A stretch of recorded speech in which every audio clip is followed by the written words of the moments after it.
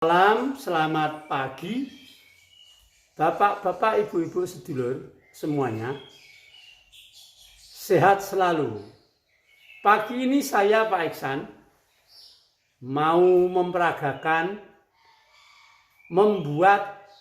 menyiapkan nasi biryani. Nasi biryani barangkali Bapak Ibu sudah pernah membuat.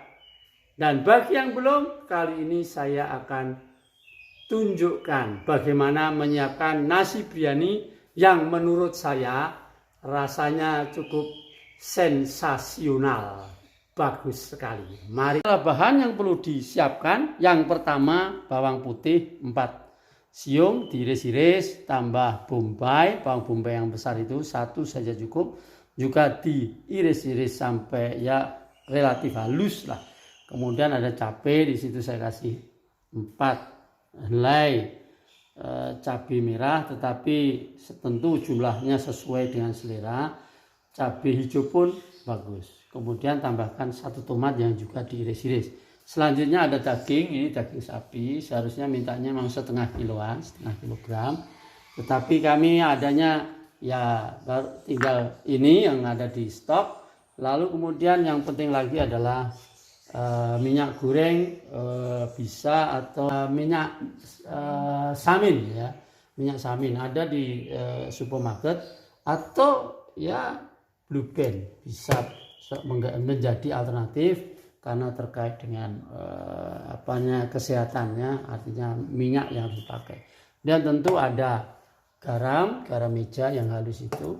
Kemudian ada lagi satu yang memang kami beli sudah tersedia, yaitu bumbunya. Ini ada di sini ya, di paket ini itu ada beras basmatinya dan ada bumbunya serta ada kismisnya. Mari kita lihat. Saya akan tuangkan, kemudian kita perhatikan apa isi yang sebetulnya menjadi bahan utama ya. Beras basmati ini ya, dan bumbu ini menjadi suatu rasa yang sedikit berbeda ya, dengan beras biasa ya. Inilah beras dan bumbu. Satu ini adalah bumbunya ya, bumbu biryaninya, nasi biryani. Ini juga kismisnya yang ada di sambal ya, yang sebetulnya kita gunakan ya jenis sambal apapun bisa. Kemudian ini adalah beras basmatinya ya. Ini bentuknya panjang ya. Beras basmati itu panjang-panjang ya. Kalau kita lihat satuannya ini ya panjang ya, berbeda dengan beras biasa. Kalau kita perhatikan perbedaannya antara beras basmati dengan beras biasa, sangat nampak sekali dari sisi fisik, bentuk fisik maupun dari sisi warnanya ya. Meskipun kalaupun kita giling itu bisa juga kita buat tidak seputih ini ya, tetapi tetap saja warna berbeda dan bentuknya sangat berbeda, panjang sekali. Mari kita mulai untuk mengerjakannya. Yang pertama tentu kita menumis ya bumbu-bumbu utama kita ya. Oke, jadi kita hidupkan kompornya, lalu kita tambahkan minyak goreng atau Blue Band 1 sendok makan penuh. Nah. Oke. Setelah leleh, seperti biasa kalau kita menggoreng, kita masukkan bumbu-bumbu tersebut. Apa yang perlu kita masukkan pertama, yaitu bawang putih dan bombay.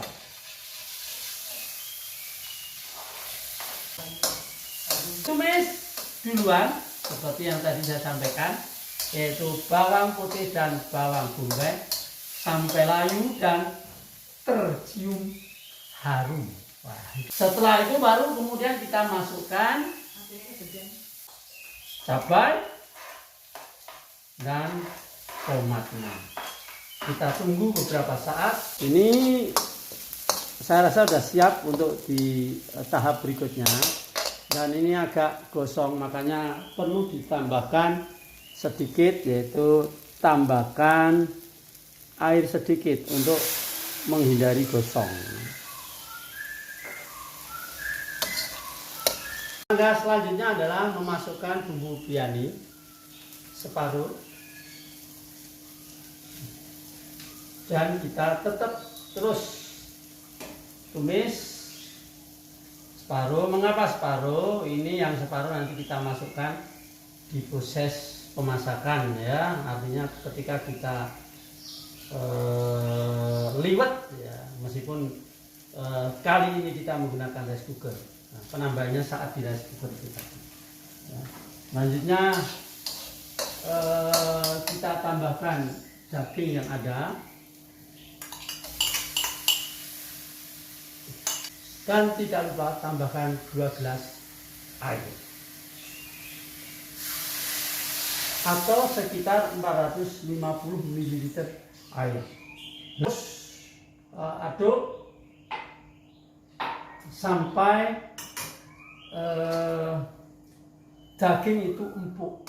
Jadi kalau jika perlu, ya, bahkan ini sebaiknya diungkep, ya. Daging ini diungkep dengan cara ditutup, ya. Nah, kita harus ingat berapa jumlah atau banyaknya air yang tadi kita tambahkan itu 450. Lalu kemudian kita mengingat disinilah batas kira-kira, ya. Jadi saya ingat batas dari permukaan cairan itu segini, ya. Karena apa? Kita harus pertahankan supaya cairannya tetap sekitar 450 ml. Caranya adalah dengan menambahkan air, ya. Ketika merasa bahwa ini permukaan cairan ini menurun, maka kemudian kita tambahkan lagi air supaya jumlah cairan itu atau jumlah airnya tetap sekitar 450 ml yang nanti digunakan untuk liwet, ya, liwet beras basmati yang ada, ya. Supaya daging ini segera empuk, sebaiknya kita tutup atau ungkep, ya. Karena dengan adanya panas maka ada tekanan di dalam. Nah, tekanan semakin besar maka empuknya dagingnya akan lebih cepat. Kita tutup, tetapi sering-seringlah ditengok, diaduk sekaligus untuk mengecek seberapa, ya, seberapa jumlah air yang perlu tadi kita kontrol supaya tetap sekitar 450 ml. Ini saya memperhatikan bahwa jumlah airnya sudah ada penurunan sedikit atau berkurang, maka saya tambahkan air lagi sehingga volume cairan atau air yang ada di sana itu relatif tetap sekitar 450 ml.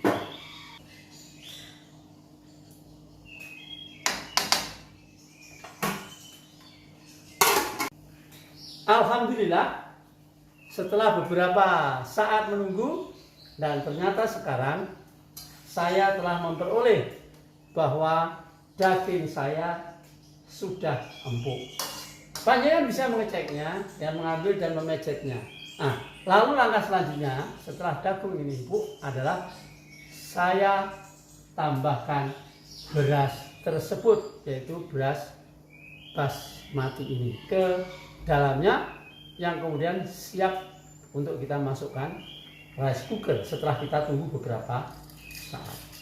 Setelah beras kita masukkan, oke, maka kita tetap molak-malik mengaduknya, ya.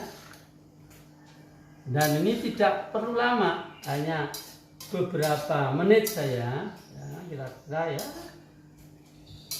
2 menit. Setelah itu tunggu sampai umum lagi,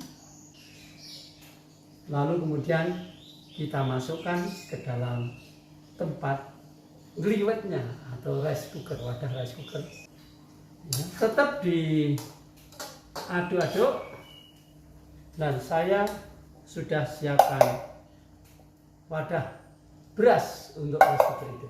Tampilan ya, nasi beras yang siap untuk dimasak dengan rice cooker. Setelah saya taruh di dalam wadah beras rice cooker, siap dimasak dan tinggal menunggu seperti memasak nasi biasa. Dengan ini beras tadi pindahan yang ada di dalam wadah rice cooker sudah siap untuk dimasak.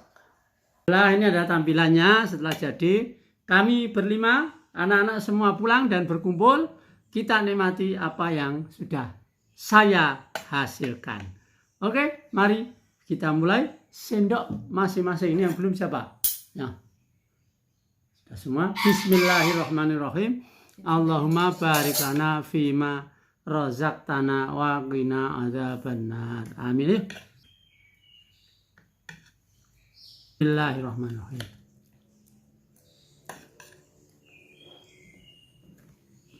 Alhamdulillah, luar biasa. Mana yang lain? Enak gak? Bagus sekali. Alhamdulillah, dalam sekejap habis. Sangat nikmat dan insya Allah sehat. Amin.